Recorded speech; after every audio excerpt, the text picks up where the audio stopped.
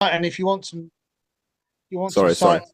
No, if you want some science behind this, the nature and wavelength of Nam-myoho-renge-kyo when chanted repeatedly has been proven to sort of help tone like the vagus nerve, which is a huge part in your nervous system. If you're not fully aware of this, um, which basically just engages your ability to remain calm and engaged. So even from that point of view, there's like a very sort of like, universal truth to this. This is just like the sort of more focused version of it. um, and like I said, part of this is chanting in the morning and the evening. It's to incorporate it fully into your life. This is not something to think be thought of as separate, but something that you do every day as a sort of an excellence making habit. As natural as maybe, I don't know, cleaning your teeth or getting dressed. So it's something to not view as a separate thing. This is not a religious practice in the sense of you are stopping to ask somebody else to do something for you. This is the same way you would do something for yourself normally. Doing some push-ups, whatever. You chant, it tightens your focus. Mm, Okay, as scientist Hebb said, cells that fire together wire together, and when you're doing this, you're making new neural pathways.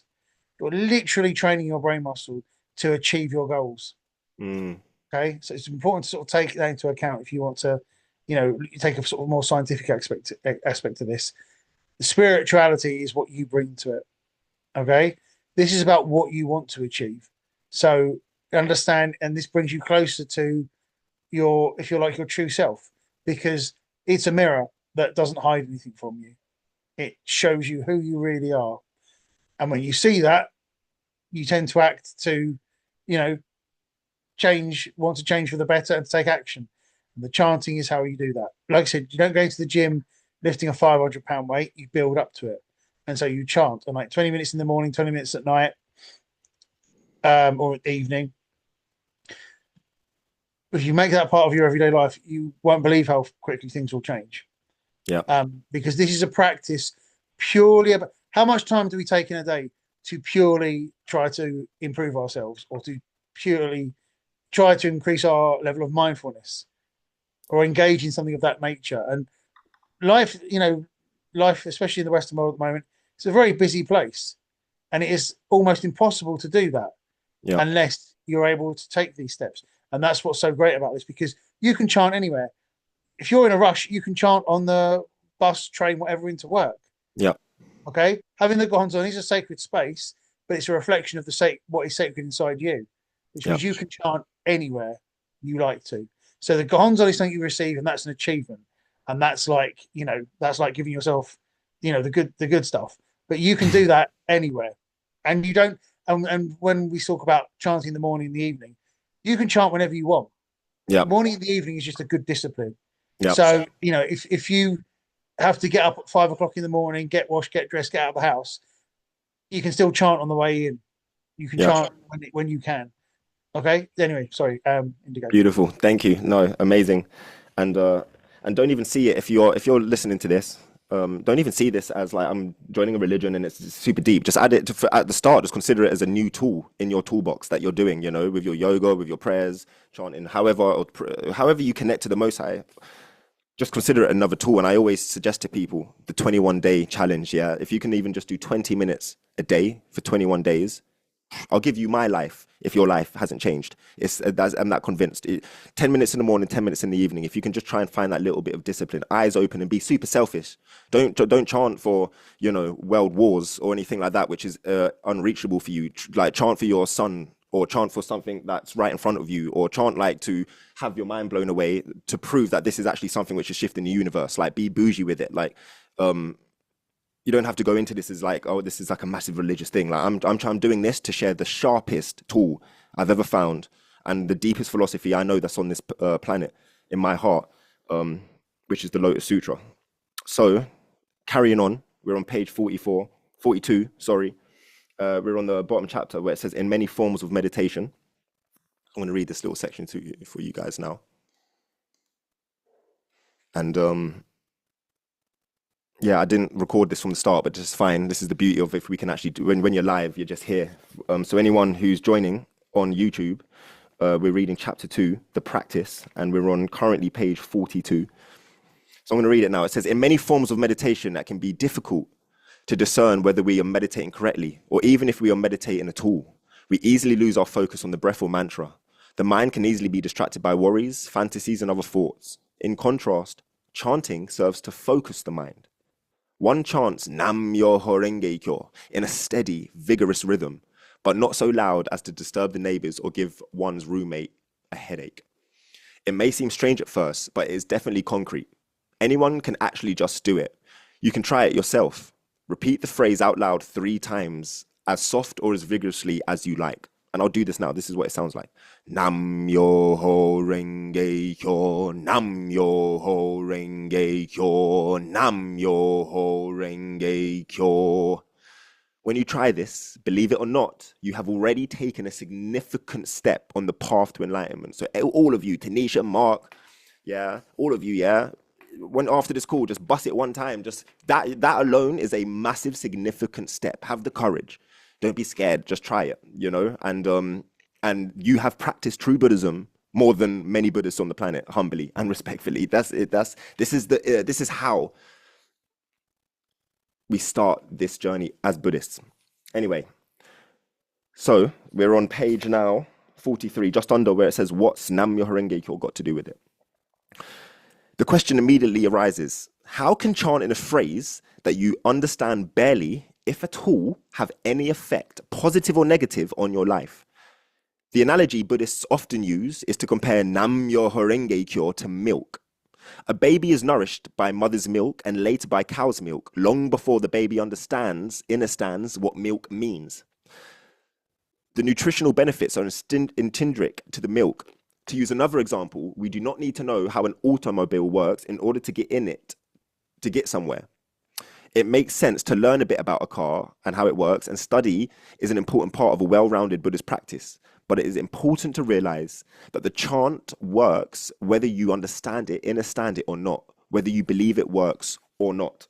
And I've shared that with so many people. People are like, oh, they overthink it and they're in the left brain too much and they want to know all about it. And they're, you know, and also I can understand. There's so much mistrust and darkness and weird faiths and philosophies. And, you know, I have always been paranoid in spiritual spaces to protect myself and my spiritual cleanliness. But once you feel that something's resonating and you have the faith to try it, then you, like it says here, when a baby is taking the milk from the mother, that baby doesn't need to know how the milk is going to make it grow. We don't need to know how all the insides of a Tesla work for us to be able to drive it and for it to be able to get us all the way to Manchester safely from London, you know? So it's that kind of like faith and knowledge which helps us to release kind of any hold that we might have over ourselves.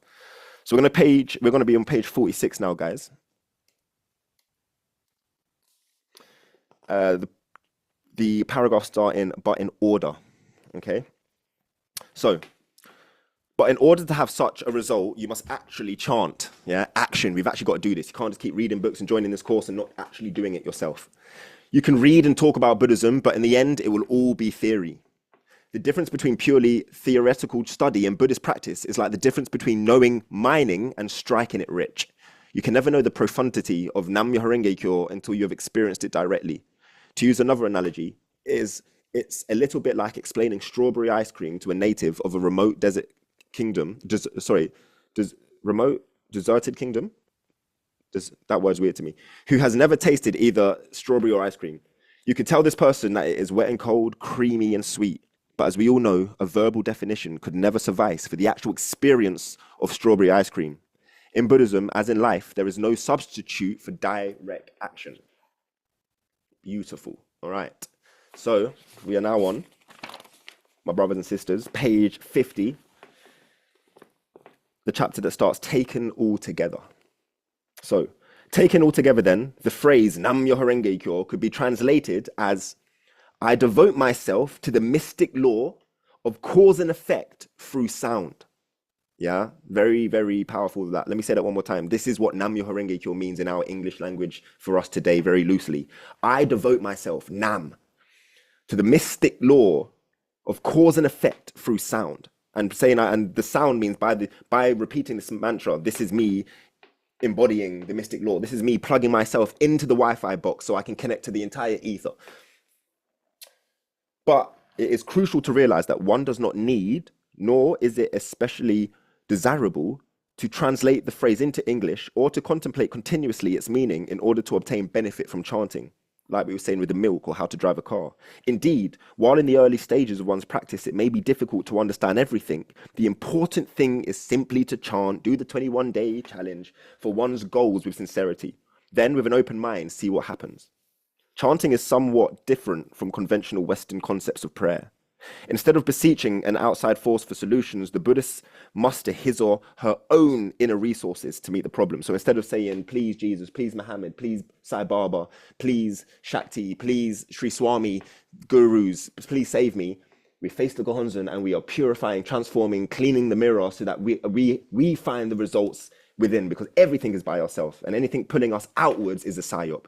Yeah, and that's why Babylon are always trying to pull us outwards with distractions, because they can't control us when we're inside. It's the only place in the cosmos they can't control.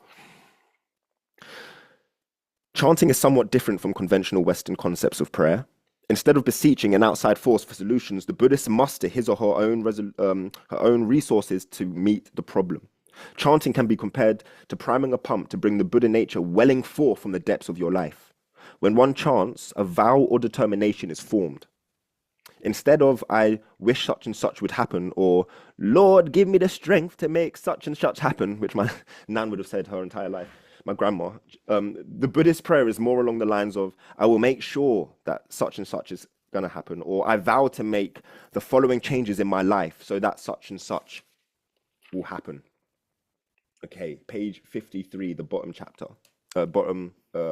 paragraph, sorry.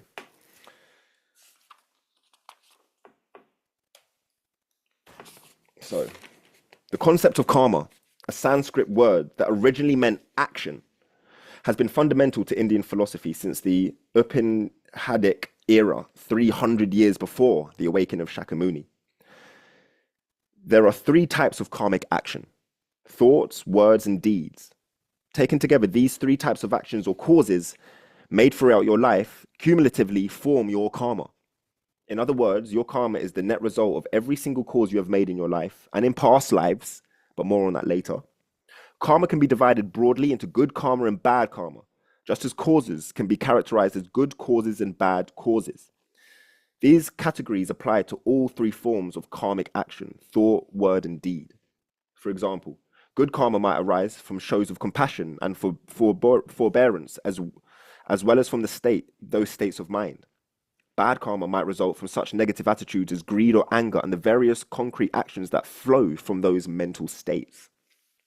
Our karma is like a bank balance of latent effects we'll experience when our lives meet the right environmental conditions. Good causes produce pleasurable, beneficial effects. Bad causes produce suffering. Our action in the past exert an influence on our present existence, while our present action shapes the future. The principle of karma, according to Nichiren, is absolutely precise, strict. There is no escape in our past actions. The law of cause and effect permeates our lives throughout past, present, and future existences. Nothing is forgotten, erased, or missed. It is a mistake to think we can leave all our problems behind and simply move, say, to Hawaii or some other tropical paradise and live a carefree life. We carry our karma with us, like a suitcase, everywhere we go. Everything in our existence is eternally etched at the deepest levels of our lives. Have we no choice then but to passively accept and resign ourselves to the effects of whatever karma we have forged in the past? No. In Buddhism, we create karma through our own actions and thus have the power to change. This is the promise offered by the practice of Buddhism. While in theory, all we have to do to succeed in life is make the best possible causes, in most cases we have little control over the causes we make. We tend to be caught up in the unbroken chain of cause and effect that is our karma, for better or worse, and we act accordingly. But when we chant Nam-myoho-renge-kyo, we begin to illuminate the negative aspects of our karma We see our own weaknesses vividly and can then take steps to transform ourselves and our destiny. Nichiren used the metaphor of a mirror to suggest this process of self-perception. More than 700 years ago, he wrote, "When deluded, one is called an ordinary being, but when enlightened, one is called a Buddha." This is similar to a tarnished mirror that will shine like a jewel when polished. A mind now clouded by the illusions of the innate darkness of life is like a tarnished mirror, but when polished, it is sure to become like a clear mirror, reflecting the essential nature of phenomena and true aspect of reality. Arouse deep faith and diligently polish your mirror day and night. How should you polish it? Only by chanting Nam-myoho-renge-kyo. In terms of the laws of causality, Nichiren said that chanting Nam-myoho-renge-kyo was the best cause a person could make. This does not mean that a person facing a serious problem necessarily should stay home and chant all day. That is escapism. Rather, one should chant first for the wisdom to meet the problem head on, then go out and take determined action in the clear light of enlightenment. We not only come to understand ourselves, we can also change ourselves and reach the highest imaginable plane of existence. Then we're going to jump to the last paragraph of chapter, page 57, just on the other side, where it says, to begin your practice, try chanting Nam-myoho-renge-kyo for say 5 minutes in the morning and the evening each day. I'm going to suggest 10, so we get 20 minutes in each day. Yeah, there's 24 hours in a day. We can have to try and have this discipline, if we can, to carve out something for our spiritual self. So again, to begin your practice, try chanting Nam-myoho-renge-kyo for say 10 minutes in the morning and the evening each day. Set aside the time and find a quiet place where you will not be disturbed, where you will not disturb others, sorry. A bedroom is fine. It can be done in an automobile, but preferably not in white knuckle commuter traffic. Sit up straight, breathe easily. Don't be disappointed if you feel a trifle bored. It is not necessary to think about anything in particular, and you do not need to contemplate the meaning of the phrase. Try to chant rhythmically. You can chant much longer than 5 minutes if you wish. In times of personal crisis, when a relative or loved one is seriously ill, Buddhists will sometimes chant for hours at a time, pausing only to take a drink of water or to take care of other necessities. You can chant as often as you like and to your heart's content, but it is important to be consistent. The discipline of chanting morning and evening brings a fresh new rhythm to existence that in and of itself has a solitary effect. And for me, I had an event that I was hosting and it got shut down by a agent provocateur. I expect a Freemason, and me and my sister, it was the most intense week of our lives to fulfill our mission and to teach people about sovereignty. And so I decided for that whole month to chant Nam-myoho-renge-kyo from 5:30 to 8:30 every morning, 3 hours. And it was the most life-changing thing, and I was just like, why do I not do this every day? And I get why I don't, because life ebb and flows and I need rest in different times and stuff, but my minimum is an hour a day at this point, and not always. The last 3 days I haven't even chanted hardly ever. I've chanted an hour today just before this call. And so it's not about always having to chant every day, it's just making sure you have that consistent relationship with it, so you always know you can come back to it. But whenever I do chant strong, so Jose Toda, the second president of the Soka Gakkai in Japan, he died in 1958.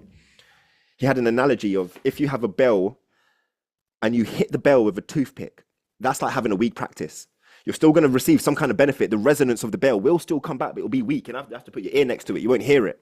But if you chant like I did in the morning for 3 hours, and you don't have to do 3 hours, but it could be 20 minutes for you, and that's you really transforming. That's for you, that's relative, and that's powerful. But for me, I was like, I need to hit my life. I need to hit that bell, but not with a toothpick right now. I need to hit it with a bell hammer hard. And when I'm hitting that bell hard, the resonance comes back stronger. So that 3 hours of me putting that energy in, it came back strong, and things were just literally everyone around me, they were having big shifts because of the life state that I was in. So that's just a little example of how I personally use it. So page 59, just over. We're about 5 minutes left on this, and then we've got 20 minutes more to talk about some of Ryan's notes. So if you want to get them ready, brother, like kind of your analysis of what it means to practice. But I'm going to just go to this section now. So page 59, where it says, as beginners gain experience. So as beginners gain experience, they find themselves not only solving their basic problems, but also undergo profound changes. Among the many results you can expect as you continue your Buddhist practice, Wisdom, the ability to derive optimum value from the knowledge one has. An inner standing of the eternity of life.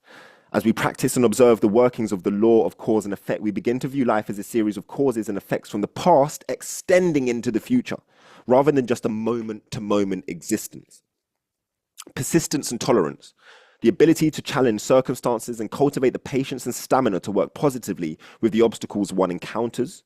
And serenity, a calmness in the face of the dynamic turbulence of life. And the Buddhists that I see truly practicing strongly, like I mentioned earlier, have this kind of these qualities. I call it the qualities of the sea, you know, powerful, doesn't try to claim any kind of power though, because it's just right there. You can feel it. So much compassion, so much enlightenment, so much wisdom. Always knowing that they're expanding. Every day when they open up the door to the Gohonzon, they're Buddhist, brand new, fresh. There's no ego. You know, people that keep on saying, I've been a Buddhist for 40 years, in every single meeting, often they've become stagnant and they're thinking about how much they've chanted instead of, are you really analyzing and being fresh every single morning on like, you know, that fresh life force. Let me carry on, page 60. Feelings of compassion is another thing that we start to experience when we chant on a daily basis. Increased feelings of mercy and the ability to empathize with people. Enlightenment, a state permeated with wisdom where all action reflects one's underlying Buddha nature, a state of perfect freedom, purified of illusion and brimming with compassion. Rome wasn't built in a day, and it is simply not possible to solve all your problems the first time you chant. A lifetime at least of accumulated karma, like rust, has to be carefully brushed away day after day. But it is unusual for people who chant with some sincerity and consistency not to experience some sign of benefit. A breakthrough at work, a timely phone call from a long-lost friend, a monetary windfall, or simply the realization that they are smiling more and that others are responding to them differently. Each time we receive a benefit from chanting, we are encouraged to continue. And as we start to see actual proof of the power of our Buddhist practice, we naturally come to share our experience with others. This sharing with others is another key to developing our inner potential for enlightenment. It's what I'm doing this evening. It's what Ryan's doing. Eventually, we will find ourselves chanting enthusiastically for the happiness of friends, family, and co-workers. Every one of you on the call today, and the ones that were on the first call, today, the hour I was chanting, I was imagining the protective forces of the universe activating in your life. And I mean it for my soul, for my core. I was imagining in Kate, I was thinking of Mark. I was like, yo, like, I pray for your life and for your happiness. And I'm not saying it to egoically, look at me. It's a genuinely, you care for people. You're like, I wouldn't be doing this for free if I didn't want people to experience the grace. And then, of course, when I light a lantern for someone, my own path is illuminated as well. It comes very naturally. It's the ebb and flow of life. So, where was I? So let me say this again. This sharing with others is another key to developing our own inner potential for enlightenment or Buddhahood. Eventually, we will find ourselves chanting enthusiastically for the happiness of our friends, family, and co-workers. For it is integral to the process of becoming enlightened to realize that the individual self is connected to all other people and that our happiness is linked to the overall happiness of the society in which we live. As the poet John Donne wrote, no man is an island. In the depths of life, we are all part of the same cosmic life force. Therefore, it is essential that we practice for the sake of ourselves and for others. As we shall see in the next chapter, Buddhism teaches that our own lives are intrinsically linked to our friends, our physical environment, our world, even the universe itself.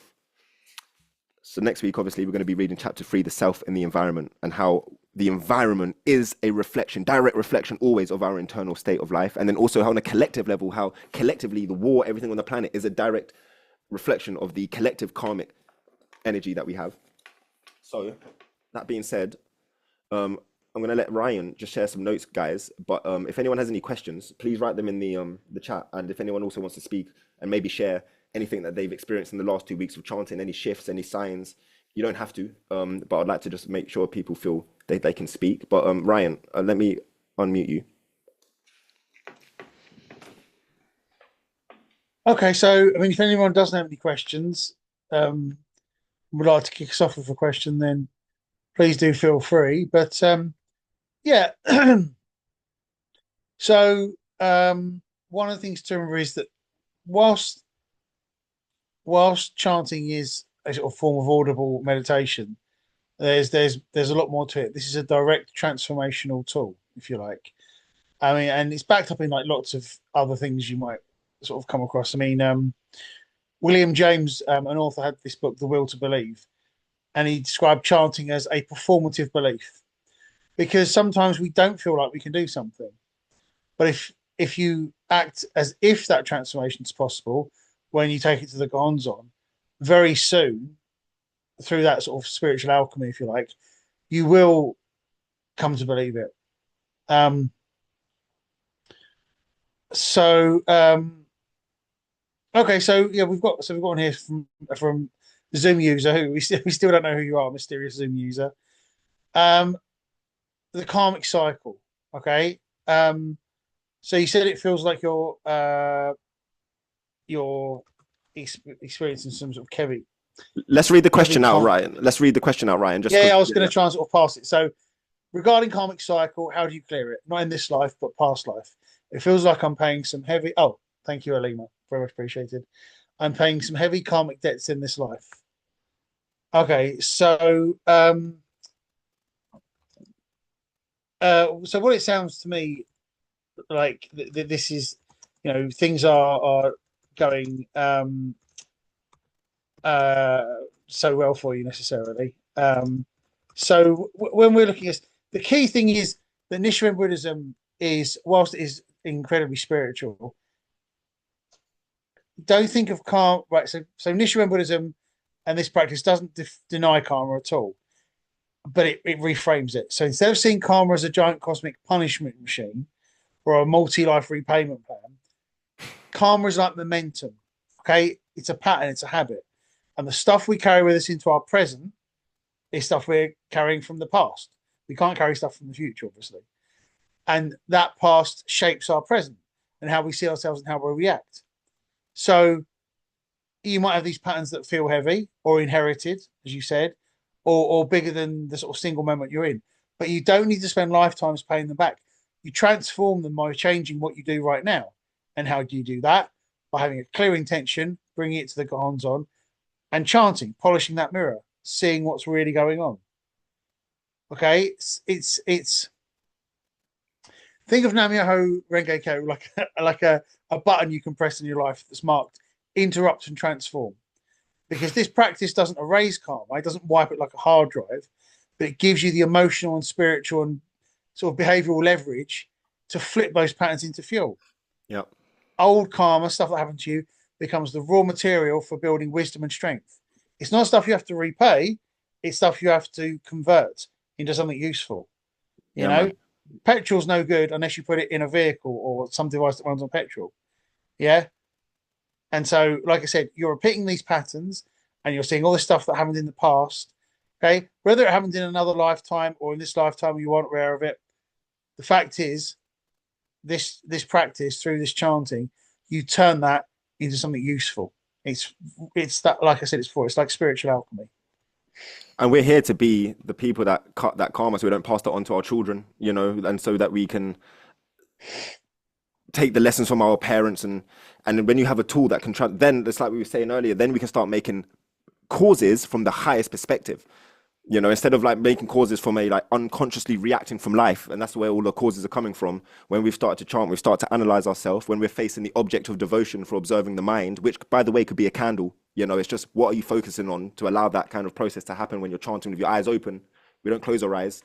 You can start to transform your karma, and then suddenly maybe you have a bad relationship with your mother, for instance. Eventually you can have such compassion for her, and you realize that she was just a victim and just another human that just had a child, for instance, and you forgive them deeply, because actually they say, the Buddha said, holding anger for someone is like holding coal in your hand that you want to throw at someone, but of course you're getting burnt first by just even holding it. So actually I'm going to forgive my mother or my father or whoever hurt me for myself first. And then it's like we were saying about the example at the start of the book, when you could have a whole new perspective when chanting, and then eventually your miserable boss who keeps bullying you starts to have a shift. And so this is how we can start to slowly, and it's not an easy, like, none of this is magic. We are the ones that have come here and incarnated to transform this deep karma, because we are moving into a new age now. We're moving into a sun cycle where it's about love, community, unity. Every tantra, like happiness, like it's no longer. And so we have to be the ones and we are brave, man, to come here and to because we chose to be here and to incarnate into this density and to this flesh realm. Yeah. And then to know that we actually have to transform it. So That's just my 2% on it. But yeah. But and yeah, back to you, Ryan. Anything that you've wrote specifically when you were studying this chapter? Well, this is the chapter. This is the how chapter. This is the chapter that tells you what to do to get all this good stuff. But it also basically gives you the warning that this is a big responsibility, because one of the key things about this is, and this is, I cannot emphasize this enough, there's no excuses with this.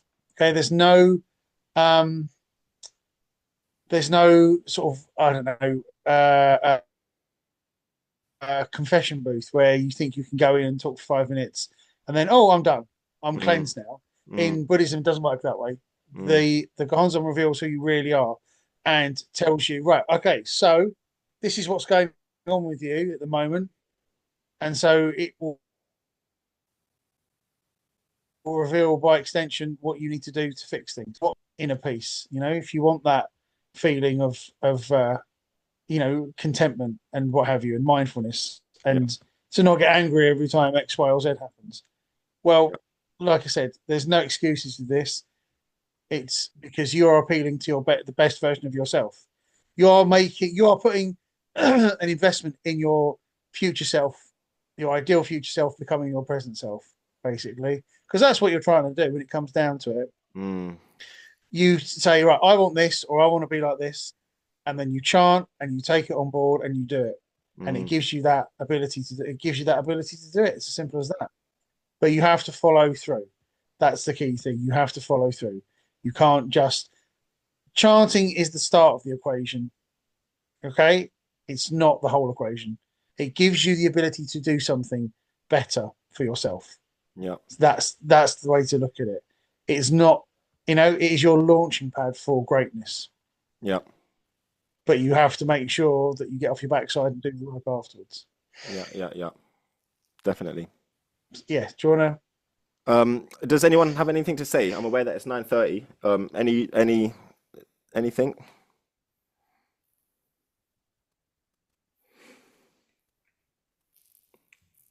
Ryan, any final words?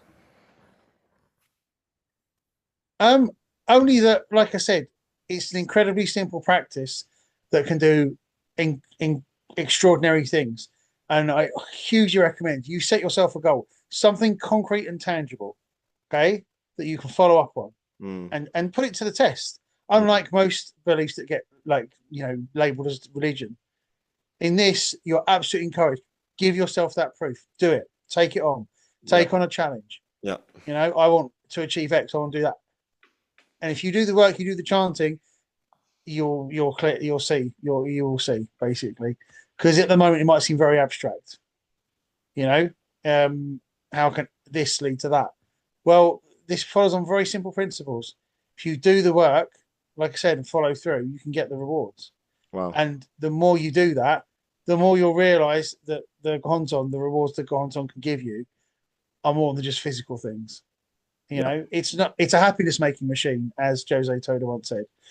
But it's a machine that you have to turn on, maintain, and operate correctly, to yeah. extend the metaphor. Yeah, yeah. And it's like there's two kinds of happiness that we speak about in this Buddhism that we achieve. There's conspicuous happiness and inconspicuous happiness. So conspicuous happiness is, oh, I got that job, oh my God, my manager's like suddenly my friend, I got that car. Like physical things that make you really go, oh yeah, like this is actual proof, yeah. And then inconspicuous happiness is, I'm no longer angry at the person that abused me, or I have a deep sense of happiness, which is just like my dominant life state now. I've got courage and hope, even though the coming times look awful and there's war around the corner. I feel grounded, and like this is the inconspicuous happinesses that can happen. Kate, you mentioned that there's been a few things that you. Is there anything you'd be willing to share? And it's completely cool if not. Yeah, amazing. It would be just great for someone to hear someone else speak. And yeah, thank you. Yeah. So without going into too much detail, for the past sort of 2 years, it's been pretty shit for me, to be quite honest. I've been suffering really badly with anxiety, sleep disturbances, variety of nervous system issues, if you like. And since the first time that we met, which was 2 weeks ago, wasn't it? I went straight into it, and I was doing 10 minutes in the well, have been doing 10 minutes in the morning, 10 minutes in the evening.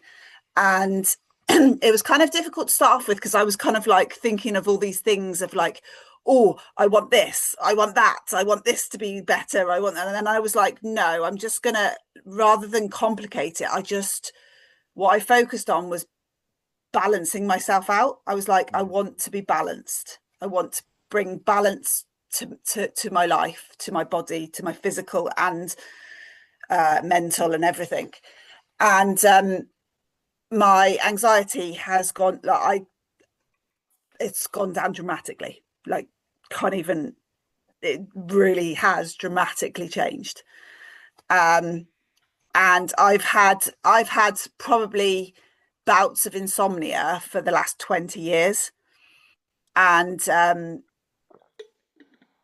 I've been sleeping loads better. I've just been much more relaxed. Like, I have quite a stressful life, and I've just been more like, my approach to it has been completely different. It's just been more like, yeah, just less stressful. And then just silly little things like car parking spaces, like had a crazy one today where I was like, I've just got a little car, and when my car goes on red, I haven't got much left. And I was racing around, and I had to go quite some distance, and I've got like 2 bars left on my petrol. And I was like, when that goes on to red, I've not got much to go. And then I was like, but it's okay. It's okay. I'm going to make it. It's going to be fine. And it didn't come onto red until I got into town, when I can get petrol. And I've never been able to do that distance before. So It's just like little crazy things like that. And then I think one of the biggest ones, I'll shut up in a minute, sorry. One of the biggest ones, which randomly happened to me last week, was one of the ladies that I clean for, her son used to help my son quite a lot. He used to do things with him, and sadly he passed away last year. And so he's been gone away for a whole year, and I clean once a month. And last Thursday, the lady came up to me and she said, I want to give you something to give to your son before you leave. And I said, yeah, sure, no problem. And she handed me an envelope, and she said that Edward was her son. She said Edward thought a lot of Jack, who's my son, and he wanted you to have this. And he wants Jack to not do anything with it. He wants him to put it towards a car when he turns 17. And I was just like, all these thoughts were going in my head. And anyway, she passed me the envelope. I got into my car and I opened it up, and they gave him £500. And I've been going there for the last, like, every month for the last year. Why was it that day? Why didn't they give it to me 6 months ago? Why didn't they give it to me 8 months ago? And I was like, I was bawling my eyes out. I was absolutely bawling my eyes out, because I was just like, what an amazing thing to happen. And I don't believe in coincidences. And so, Wow. yeah. Wow. Thank you. You just made it alive. You brought the heart to the teachings. This is practically, we're seeing how these things can just shift. And the most important, like, listen, if all I get for Christmas, Kate, was just hearing what you just said, then I'm happy. Yeah, I'm telling you, because this is the same. What you're feeling is what I feel. It's why I'm doing it. It's why I practice so hard, because it's like, we actually can lift ourselves up from depression or anxiety or whatever it is, yeah, and have just a better chance. But we do, and it's spirituality, and it's like, we just have to have a bit of discipline. So just thank you, sister, queen, what a warrior. And like, quickly say, yes, that please. I have done meditations, I have done everything to try and calm my nervous system. And while meditation is okay, and it can be okay, it's not the same as this, because it's like, I find meditation quite uncomfortable sometimes. Same. And yeah, and I'm trying to, but like, it's almost like I'm trying to tell myself, well, everybody says it works, so it's got to work, so come on, like, make it work. Whereas when I'm chanting, I find it really easy. I'm like, Yeah. it's just Focuses. like, I'm in the zone now. Yeah.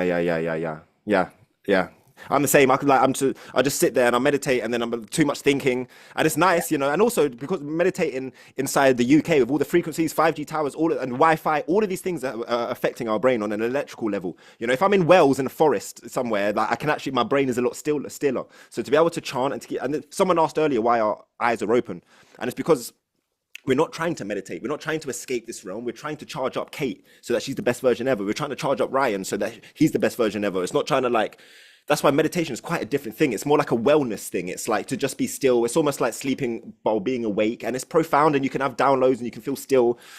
But who would have thought that chanting, and I chant like a lion. If you ever chanted with me like alone, I'm roaring loud. Who would have thought something like that could have brought so much stillness and peace? Do you know what I mean? And my daughter does it with me as well now. Wow. My 7-year-old, she's been doing it with me. Wow. And that's something I notice whenever I do share it with people that have children. It's like the children are just picking it up so quickly. They're just like, you know, I know like 2, 3-year-olds, and they're like, Nam-myoho, like, and once you introduce it to them, you'll notice how quickly they start. I'm just quickly going to have a look at some of these comments. Layla, beautiful Layla, just said, I was reading my book earlier and my son sat down in the living room with me to work on his scooter, and it was the most peaceful moment we've had together for a while. And that's just me starting to read and saying it under my breath. How profound. That's just not like, and you know what Kate was experiencing and stuff about how the woman handed her the 5 bills, and you know it could be a coincidence, might not be, and all these things. In Buddhism we call this the Shoten Zenjin. Yeah, the Shoten Zenjin is the protective forces in the universe become activated when we start practicing this. And so, you know, it's a deeper way of seeing when people say law of attraction. You know, when you read the book like by The Secret by Rhonda Byrne, and they say if you keep on thinking of the car, you know, like a car park being empty for you, that does happen, and that's, you know, you can definitely manifest car like protection and stuff. But when you chant, it's so much deeper, and it's you'll miss the train and you'll be bare annoyed, and then you'll realize why you had to miss the train, and you can really feel it. And also, this is another thing to say, when I chant hard every morning, I have to surrender to the day. So like, for instance, if I chant and then something happens negative, I believe truly that negativity has come to the surface for me to alchemize it. So I'm no longer giving my power away, thinking, oh, this is wrong. How disrespectful to my own Buddhist practice to be angry at the things that are coming to me in the day if I've chanted in the morning. I don't know if you're understanding that, but it's like if you're praying to God in a Christian sense, yeah, and then something happens, like surely it's all in God's plan. It's that kind of like, that's how I see it. It's like if I'm chanting strongly, and if negativity's happened, or if I missed the exit on the motorway and now I'm driving towards Gatwick, it's exactly where I'm supposed to be. That's where I need to be, and I have to, maybe I've missed being stopped by police or something like that. So that being said, Ryan, final words, and then Diamond, thank you. Another strong warrior, Buddhist chanting here. If you can see him on the screen, incredible guy. Maybe actually, Ryan, can I, Diamond, Terrell, can you just give me just 1 minute, just explain, because he's kind of new to practicing Buddhism as well, about a year, how you feel when you practice, bro. I'm just asking you to unmute. It'd be incredible to hear you before we leave. Well, it's absolutely transformed my life, because let me tell you something, right? You know how much I've been struggling with them solicitors, yeah, and the corruption that I've been through. You know, Lewis said to me, instead chant for their happiness at the start of doing the book practice, and I did.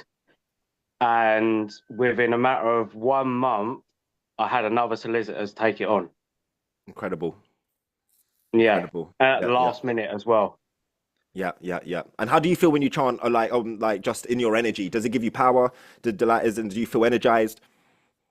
I feel like I've been given obviously when you chant, I understand that it's very powerful. It is very powerful. And that's why it's so protected, because obviously it can fall into the wrong hands. When you chant, you literally have the power to do anything. So you got to be careful at the same time. You know what I mean? Like you got to make sure it's directed for the good, for the people around you, for your family, and you got to completely devote yourself to it, 100%. Thank you so much, man. I can't wait to see you by that sea real soon. Me and Terrell, man, we're seaside boys. Thank you, Lion. Ryan, final words, and then we're going to do a Sancho and enjoy our evenings. I've asked you to unmute. Thank you so much, Mark. You're a blood clot lion, and I hope to meet you one day and face a Gohonzun with you, brother. Ryan. Is he there? Maybe he's frozen, actually. I think he's frozen. Oh, he has. All right, then, guys. So that being said, we're going to chant 3 times together, okay? Strong, vigorous. And when you're chanting by yourself, yeah, this is how you do it. And if you want me to, send me a message after this. And every one of you, please find me on either TikTok, Instagram, or WhatsApp and send me a message so I can actually send you personally next time the link, because I don't want anyone to miss it, yeah? But when you're chanting, you do ring a bell if you've got a bell, chant 3 times slowly, ring the bell again, and then you chant for, like I said, 10 minutes. And in your mind's eye, with your eyes open, imagine like a beautiful galloping horse on a Spanish beach in the morning, yeah? Sunrise, that's the rhythm. Nam-myoho-renge-kyo, Nam-myoho-renge-kyo, Nam-myoho-renge. Or you can quietly, Nam-myoho-renge-kyo, however you want to chant, yeah? But even if you're chanting quietly, you can still hit it hard. You don't need, like, it's in your spirit. So, and then once you've done 10 minutes, you got a little timer, then ring the bell, and then chant 3 times slowly, yeah? So it's always, you start with 3, chant, and then finish with 3. Does that make sense, yeah? Beautiful. All right, so I've got a bell, but I won't ring it because of the Zoom. You won't hear the frequency. So we're just going to chant 3 times, yeah? Okay. Nam-myoho-renge-kyo. Nam-myoho-renge-kyo. Nam-myoho-renge-kyo. Thank you, soul family. I love you. Like I said, send me a message and I'll send you the link for next week now. And stay raw, stay real, stay vulnerable. Know that you incarnated to make a change. We're here to cut the generational curses. Life's about to get very difficult on the theater, on the stage. It's going to get very dark, heavy, and dense. So there's going to be a lot of dark, heavy denseness within ourselves because we are the reflections of society. So make sure we're alchemizing it. And this is why we've got a tool like chanting. And if it's not chanting, do it. Whatever you're doing, just do it properly. Spirituality, if you're a psychic, whatever you're doing, do it properly. Connect as much as you can. Sharpen your tool. I am honored to be reflections of all of you because I know that you're all pioneers of this new earth, this new age. We all came in with a heavy, dense story, I have no doubt. And it is our biggest gift. I'm telling you. So release the weight of the past, the story, all of that. It's no longer who you are. Cast off the transient version of who you are. Reveal who you truly are. And in Buddhism, we call that Hoshaku Kempon. Cast off the transient version. Yeah, you're not actually Yasmin Kate. You're not actually Layla, Tanisha. You're not actually Mark. Yeah, you're not actually Hannah. You're actually an eternal being. The galaxy and the stars are all within you. Yeah, you are God, Jah Muhammad. And the more you deeply realize this, the more you can absolutely love the incarnation that you came into. And then we can start doing the real work, which is to emancipate ourselves from mental slavery, bust ourselves out of this Babylonian matrix. And I love you, Yasmin. I felt that energy. So that being said, Nam-myoho-renge-kyo. Have a beautiful evening. Hopefully see you next week. And try and read chapter 3 if you can. Yeah, because it's always great to try and read it if you can before, because it's already juiced up inside you. But if not, I've got you covered anyway. Peace. I love you.